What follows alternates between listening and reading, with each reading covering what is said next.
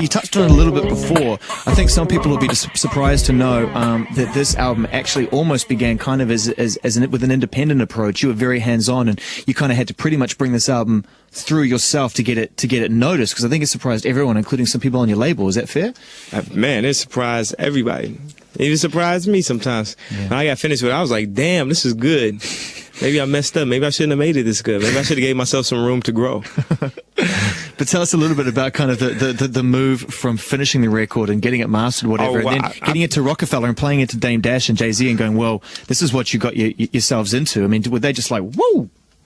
Yeah, they were like, man, that's a really good album. They were like, it's a really good album. But they didn't. I think Jay, you know what it was? It was Twister. That Twister song came out, which was originally on my album. Yeah. And then he came out, he sold 300,000 the first week. Yeah, straight number one. And that was so good. It was a blessing, but it ruined my surprise that I had for everybody. My surprise was how much I was going to sell the first week. I knew it. I had calculated it. But when they saw the Twister, it kind of like gave them a clue. And they're like, oh, Kanye's about to sell records. Did you have that moment to come out the blue? I like to just surprise people. I was going to say, did you have that moment where you could turn around to Dame and people at Rockefeller and say, I told you so? You know, did you have that moment? It's a good feeling sometimes when you put that effort in, you know? Yeah, I always tell people so. I predict stuff.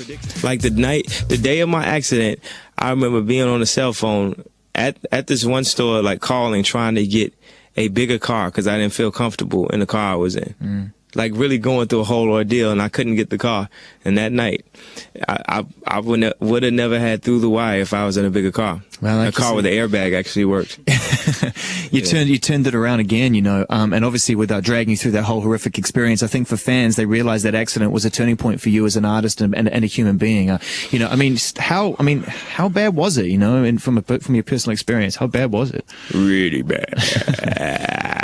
I mean, I nearly lost my life. I was coughing up blood for like 3 weeks. My mouth is still not quite in the right place, but it was the best thing that happened to me too, so I can't be mad at it.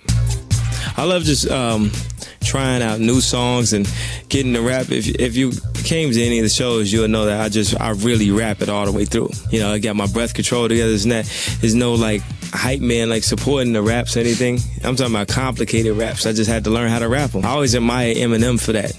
Just being able to say those complicated raps all the way through. Like Jesus Walks, that second verse took me months to finish writing that. Family Business took me months to write raps that sing like they're from only my personal experience, but for it to be able to touch everyone. I rap in such a way where the hood can respect it, but I can sit right in front of a white executive and spit the exact same verse and they'll understand at least 80% of it and maybe laugh or feel a certain way by it. And it's harder to come up with simple lyrics. That's why I used to give Mace so much credit. Those complicated lyrics and all those people you think that, oh, they can really rap, all that complicated shit. Get that out of here, man. Yeah. It's more, you know, the simple stuff is the hardest. Like a Disney movie in comparison to some of the underground films. Yeah. But no, the Disney movie is better and was harder to do. Tapping directly into what people are feeling and what they're thinking. And, you know, you've talked about it, one particular song on this record a few times, which is one that we immediately attached ourselves to just because of the overall emotion and the depth of it. And we're talking about Jesus Walks, and we're going to play that one right now because, well, we love it. I hope I can follow this up. I don't know. I'll never be another Through the Wire, never be another Jesus Walks. So I can only hope to just go out and just make new music. But I think judging by the music I made in 2004 alone, like I felt like I've given away half of Late Registration just to other artists. Brandy, Overnight Celebrity, and a Dilated People's record. Those all could have been on Late Registration, which is the name of my next album. So that gave me a good feeling that, you know, I'm that whack and I can make good and better songs, because I feel like Overnight Celebrity is equal to, if not better than, everything on a College Dropout. Well, you know, God, you know, blessed me and gave me the opportunity this time to have, you know, my finger on radio.